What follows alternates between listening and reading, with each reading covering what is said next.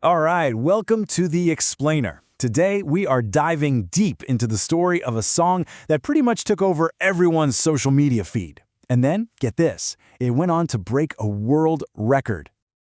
Okay, so you've definitely seen the dance, right? I mean, it was absolutely everywhere. But do you actually know the story behind it? We're talking about that super catchy, hypnotic Arabic hip-hop track that just blew up, all thanks to the Bollywood film Dhurandhar.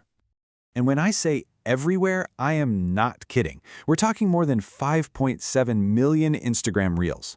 Just let that number sink in for a second. And if you thought that was wild, check this out. On TikTok, it racked up an absolutely insane 2.2 times billion views. Billion with a B. So the numbers are just staggering, right? But the real question is, where did this global sensation even come from? Believe me, the journey from a local hit to a worldwide obsession is even more fascinating than the stats. Okay, so to really get this whole thing, we've got to go back to where it all started. And that place is Bahrain. The song's name is Fasla, which is pronounced Fasla. It's a Khaliji hip-hop track from the Bahraini rapper Flipperacci and producer DJ Outlaw. And Khaliji, for those who don't know, is this really cool style that blends traditional sounds from the Gulf region with classic hip-hop beats. But what does Fana La actually mean? Well, according to Flipperacci himself, when he says, "I got a Fana La," he means he's in the zone, just completely living in that moment. It's not just a word, it's a vibe, a state of being. And the artist Flipperacci, his real name is Hassam Asim, is no newcomer. We're talking about a pioneer in the Arabic hip-hop scene. He's been at it for over 2 decades since way back in 2003 and was even named Bahraini Artist of the Year in 2024. So yeah, he's a big deal.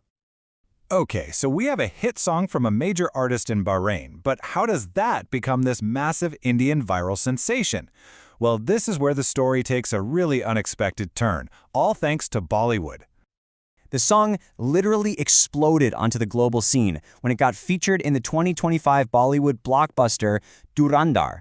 It was used as the entrance music for actor Akshay Khanna's character. And that was the catalyst for everything. Let's just look at how fast this all happened. The song originally drops in May of 2024. Then, boom, December 2025, the movie comes out. By January 2026, it's a global dance trend. And by the end of that same month, January 29th, it's officially a Guinness World Record holder. I mean, that is an absolutely meteoric rise. But why did it go viral? It all comes down to what people are calling the Akshay Khanna effect. It was his super understated, kind of free-flowing dance moves in the movie that sparked the whole thing. They were just so easy and fun for anyone to copy, and that's what led to millions of videos. It became this incredible cross-cultural movement. So this thing went from viral to, well, record-breaking. This wasn't just about views and likes. This was about making actual history. And get this, on January 29th, 2026, Flipperacci's in the middle of a photo shoot, probably thinking it's just another day at work, and bam, he gets surprised with an official Guinness World Record certificate. Just like that, his track is in the history books. His reaction on social media was just perfect. Pure shock and celebration. He just posted, "Guinness World Records Habibi." You can just feel the excitement, right? So what was the record for? This is a huge deal. FA9LA became the very first song ever to top 4 different major Billboard Arabia charts at the same time. We're talking the Hot 100 songs, Top 100 artists, Top 50 Khaliji, and the Top 50 Arabic hip-hop. It just dominated everything. And it wasn't just a regional thing. Nope. The track also shot up to #1 on Spotify's Global Viral 50 chart. That's the real proof right there. This song had universal appeal. So what's the legacy of all this? What does this absolutely wild journey mean, not just for the artist, but for music in general? Well, for starters, it's a massive crossover moment. A lot of people in the industry are looking at this as a real turning point for Arabic hip-hop on the world stage. It's proof that these locally rooted sounds from the Middle East can have a huge global impact. And what's next for Flipperacci? Well, you better believe he's riding this wave of success.